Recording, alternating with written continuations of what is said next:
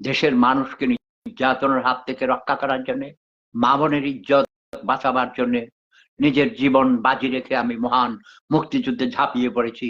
আমাদের মহান নেতা জাতির জনক বঙ্গবন্ধু শেখ মুজিবুর রহমানের ডাকে।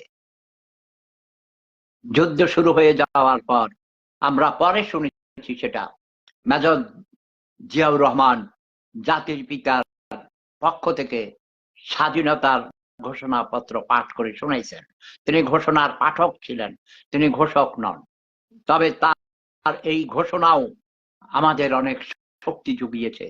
আমরা সিভিলিয়ান, আমরা স্টুডেন্ট, আমরা নিজেরা প্রশিক্ষণ নিয়েছি, কোনো ভালো প্রশিক্ষণ নেই, গেরিলা প্রশিক্ষণ নিয়েছি।